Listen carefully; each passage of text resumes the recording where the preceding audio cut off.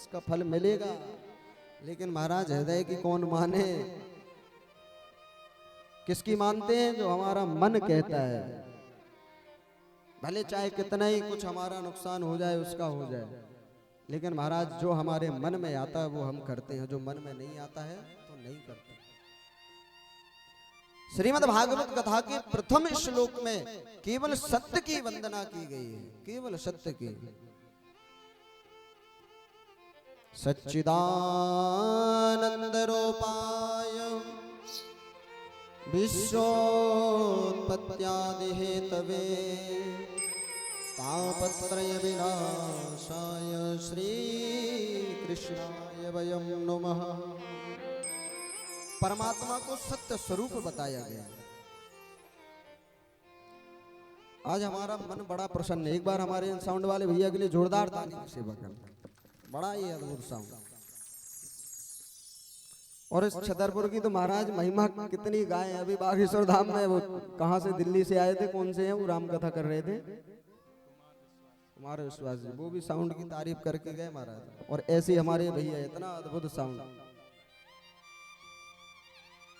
ठाकुर जी से प्रार्थना है कि इनके ऊपर सदैव कृपा बना करके रखें। वैसे ही तो जिला टॉप है और हम कह रहे हैं कि बुंदेलखंड नहीं, प्रदेश टॉप जाए।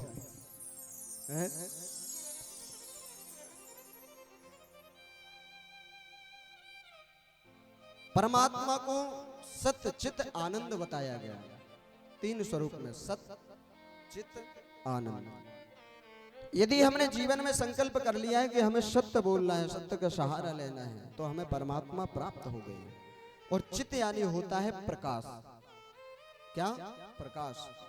यदि हम कोई भी कार्य करते हैं तो सबसे पहले हमें किसकी आवश्यकता पड़ती है? प्रकाश की। अच्छा एक बात बताइए, यदि यहाँ पर खूब पंडाल लगा होता महाराज, यहाँ साउंड होता, महाराज भी बैठे होते और यहाँ पूरे संगीत वाले और यहाँ तक कि मंत्री संतरी सब आए होते, यहाँ लाइट ना होती, अंधेला होता, तो कोई आता? यदि हम कोई भी कार्य करते हैं महाराज, सबसे पहले हमें प्रकाश की आवश्यकता पड़ती है। लेकिन जब परमात्मा को प्रकाश की आवश्यकता नहीं पड़ती है। कोटि सूर्य समप्रभ, हजारों करोड़ों सूर्यों के समान है वह परमात्मा। जब हम पाप कर्म करते हैं तो भगवान कैमरा लगा करके नहीं देखते हैं कि महाराज हमने देख लिया, फोटो खींच ली, है ना। ऊपर बैठ करके पूरी लिस्ट तैयार होती रहती है कि हम क्या अच्छा कर रहे हैं, क्या बुरा कर रहे हैं। महाराज जब जाते हैं तो पूरा हिसाब होता है, पूरा हिसाब देना पड़ता है। तो इसलिए सत्य स्वरूप परमात्मा को बताया गया। और तीसरा है आनंद। आनंद का मतलब होता है, यहां चौथे दिन क्या होगा? कृष्ण जन्म। आज कितनी तारीख है? 1 तारीख। और चौथा दिन कृष्ण जन्म कितनी तारीख को आ रहा है? 4 तारीख को। और 4 तारीख को क्या यहाँ पर बधाई में गाया जाएगा? नंद घर आनंद भयो जय कन्हैया लाल की। तो केवल आनंद तो केवल एक वही है जो सामने साक्षात विराजमान है। लेकिन हम संसारी लोगों का आनंद क्या है? महाराज बफर में गए और पड़ोसी ने पूछा, अरे कैसा लगा? अरे बड़ा आनंद आया महाराज, क्या बताएं। कहीं घूमने गए, कैसा लगा भाई? बड़ा आनंद आया। लेकिन महाराज वो 2 मिनट का आनंद होता है। लेकिन ये परमात्मा, जब हमारा शरीर, जब हम इस धराधाम पर नहीं आए थे तब भी परमात्मा थे, और जब हम हैं तब भी परमात्मा है, और जब हम नहीं रहेंगे तब भी परमात्मा रहेंगे। सत्य चित आनंद सच्चिदानंद रूपाय विश्वोत्पत्त्यादि हेतवे। वह परमात्मा कैसा है? सारी विश्व की उत्पत्ति करता है। हम आप क्या करते हैं? यदि कोई कहता है महाराज, जैसे हमारे भैया ही ने कह दिया, चलो भैया वहां कथा हो रही है, चलो चल करके सुन लो, तो क्या कहते हैं? अरे महाराज आज यहाँ तो कल वहां तो परसों वहां तो यहाँ, ये कथा तो हर समय चलती रहती है। अरे सुन लेंगे जब समय आएगा, जब एकदम राम की जगह आम मुंह से निकलेगा तब सुन लेंगे, है ना।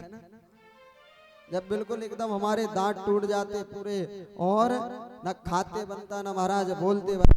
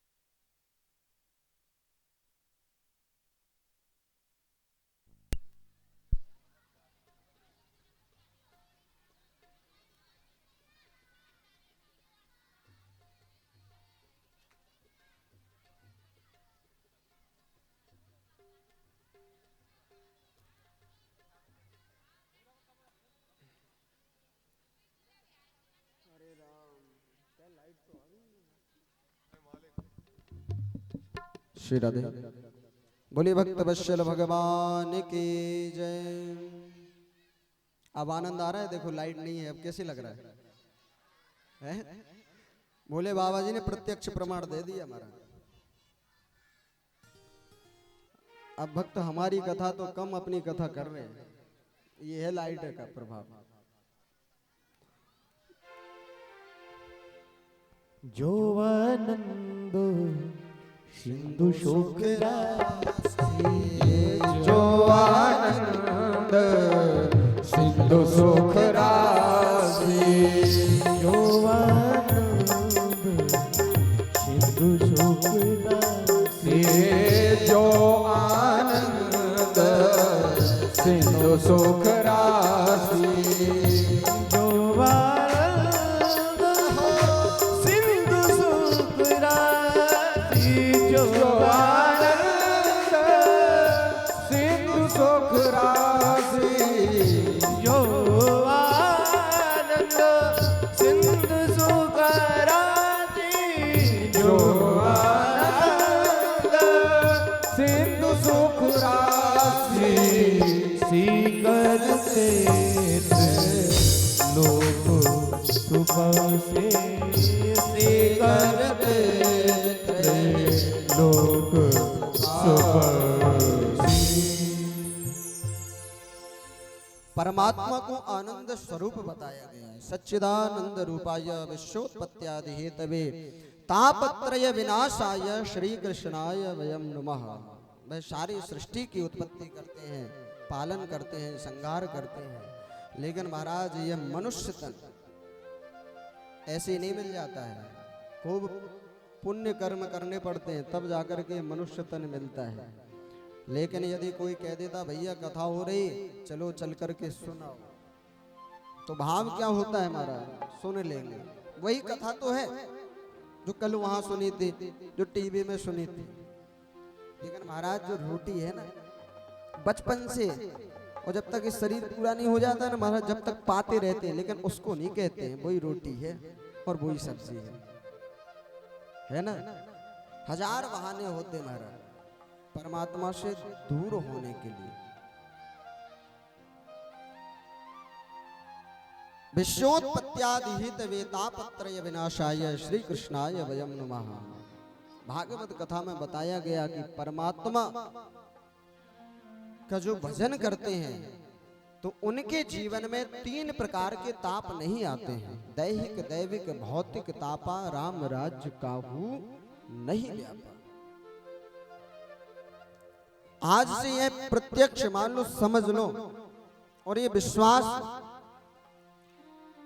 कि आपने 7 दिन तक कथा को सुना तो महाराज आपके जीवन की जितनी भी यादा व्यादा, जितनी भी समस्याएं हैं सब दूर हो गई।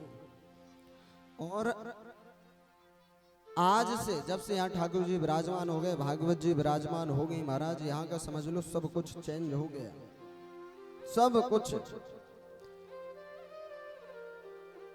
क्योंकि परमात्मा जहां विराजमान हो जाते हैं, भागवत भगवान विराजमान हो जाते हैं, तो वहां की जितनी भी समस्या होती ना सब दूर हो जाती है।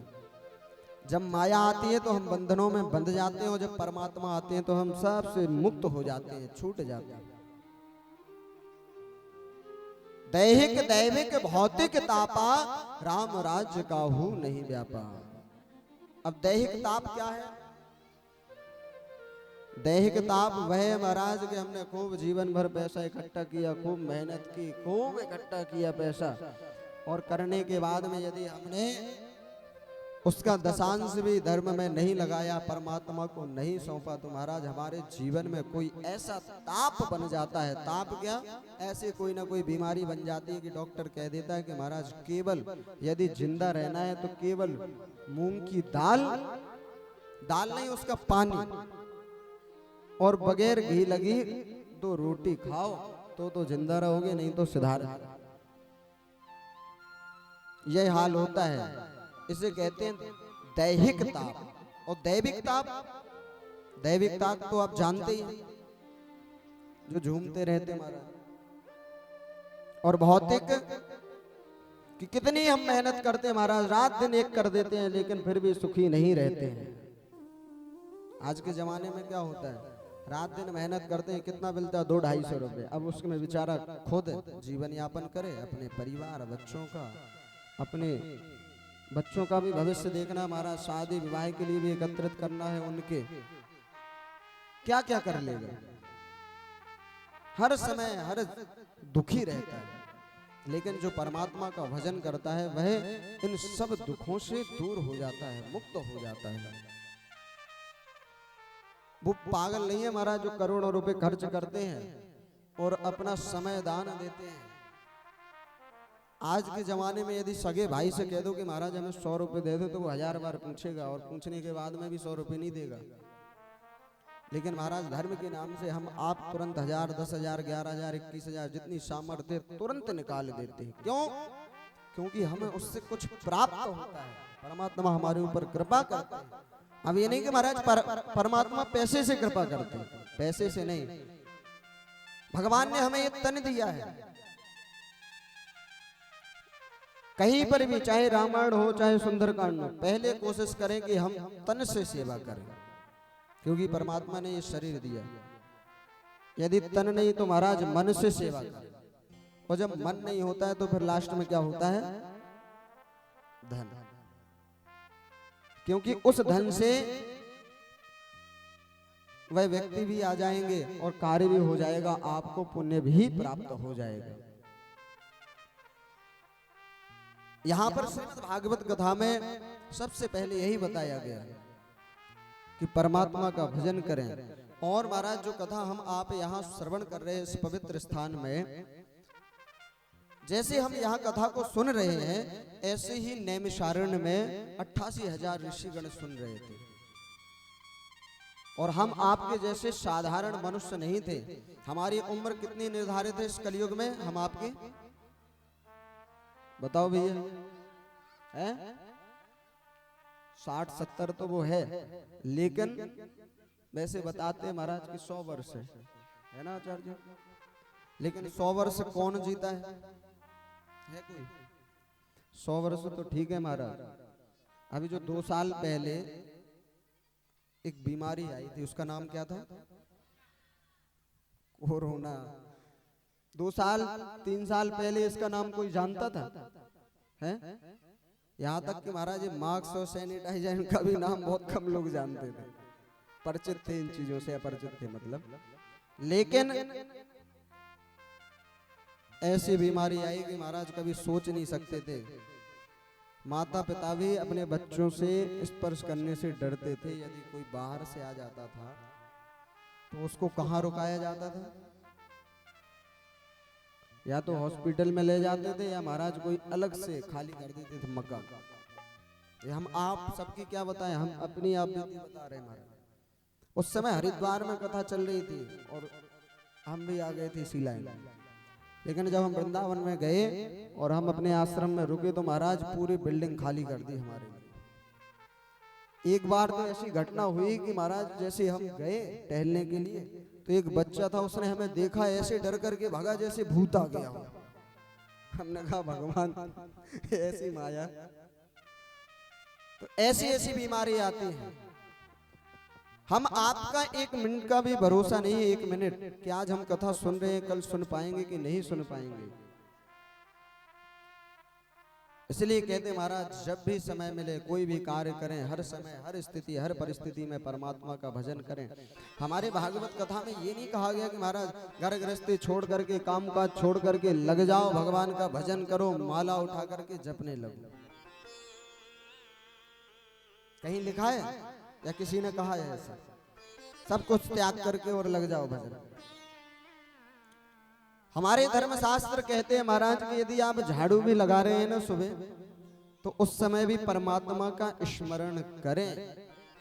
शास्त्रों में कहा गया कि 8 घंटे पूजन करो, 10 घंटे पूजन करो। तो ये नहीं कहा गया कि महाराज कि 8 घंटे तुम बैठ करके और पूजन ही करते रहो, भजन करते रहो, घर का कोई काम न करो। आप यदि स्नान कर रहे हैं तो वह स्नान परमात्मा से जोड़ दें कि महाराज हम अपनी स्वच्छता के लिए स्नान नहीं कर रहे। हम जब स्नान करेंगे, स्वच्छ वस्त्र पहनेंगे, वो स्वच्छ वस्त्र पहन करके हम आपकी पूजा करेंगे, तो वह स्नान भी भगवान की सेवा में जुड़ गया।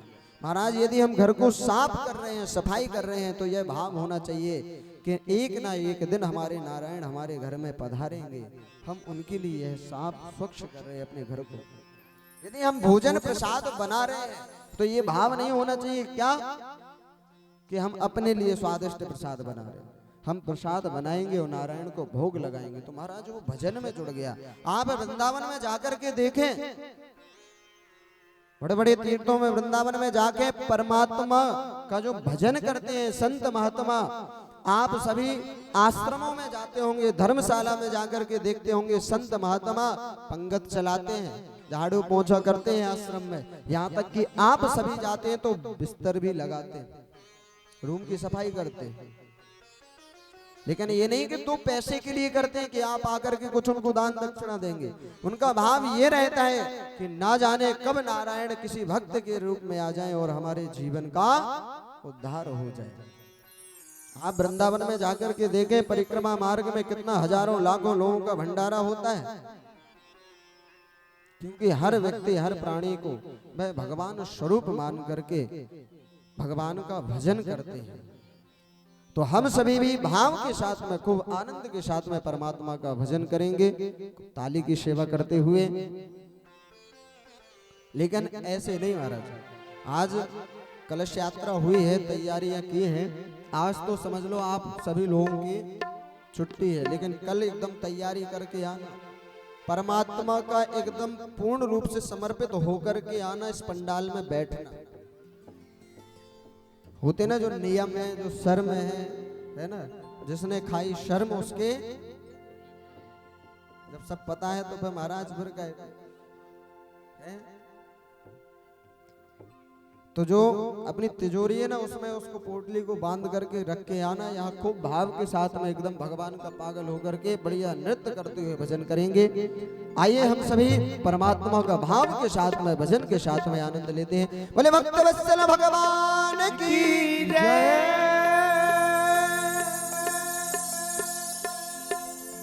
अरे लागी तुम संग यारी। अच्छा जी बताओ ठाकुर जी से किसकी किसकी यारी लगी, जरा हाथ खड़ा करें भाव के साथ में। अरे लागी तुम संग यारी, लागी तुम संग यारी, लागी तुम संग यारी मेरे भागे बिहारी, लागी तुम संग यारी मेरे भागे बिहारी, लागी तुम संग यारी मेरे भागे बिहारी, भागे बिहारी मेरे कुंज बिहारी, भागे बिहारी मेरे कुंज बिहारी, भागे बिहारी मेरे कुंज बिहारी, भागे बिहारी मेरे कुंज बिहारी। लागी दोनों हाथ उठा करके, लागी लागी तुम संग यारी मेरे भागे बिहारी, लागे तुम संग यारी मेरे भागे बिहारी, लागी तुम संग यारी मेरे भागे बिहारी, लागे तुम संग यारी मेरे भागे बिहारी।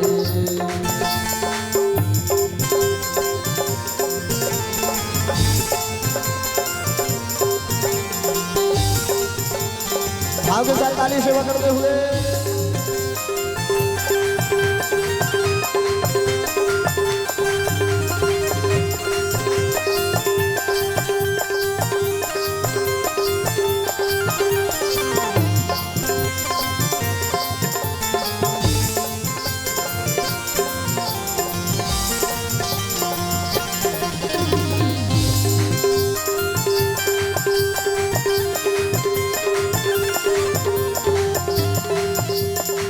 गड्डी में पीतांबर गले में है माला, गड्डी में पीतांबर गले में है माला, गड्डी में पीतांबर गले में है माला, गड्डी में पीतांबर गले में है माला, मुकुट को धारण किए है गोपाला, मुकुट को धारण किए है गोपाला। और भैया ठाकुर जी का कैसे स्वरूप है,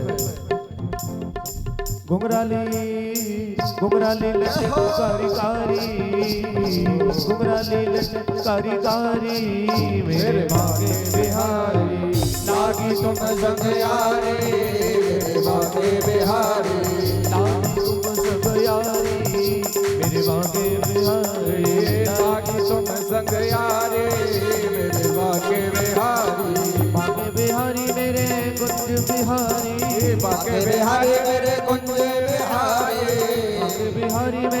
कुंज बिहारी भागे बिहारी मेरे कुंज बिहारी लागी तुम संग यारी लागी तुम संग यारी मेरे भागे बिहारी लागी तुम संग यारे मेरे भागे बिहारी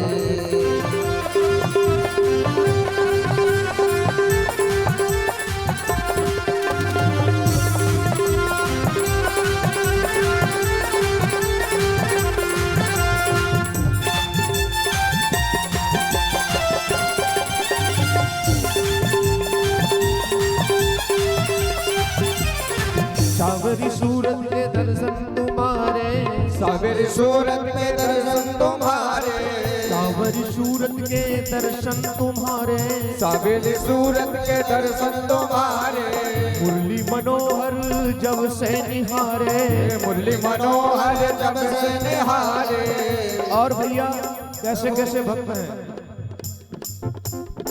बन बैठे तेरे पुजारी ठाकुर बन बैठे तेरे पुजारी मेरे भागे बिहारी लागी तुम संग यारी मेरे भागे बिहारी लागी तुम संग यारी मेरे भागे बिहारी लागी तुम संग यारी मेरे भागे बिहारी। ओहो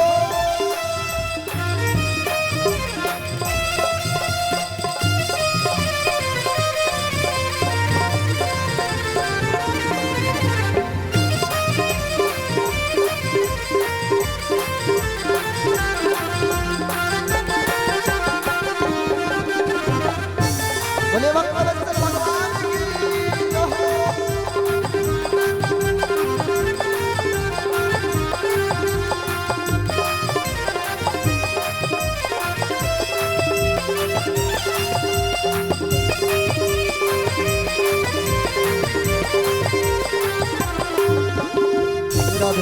देखिए अब तो कम से कम बताओ तो हमारे बाबा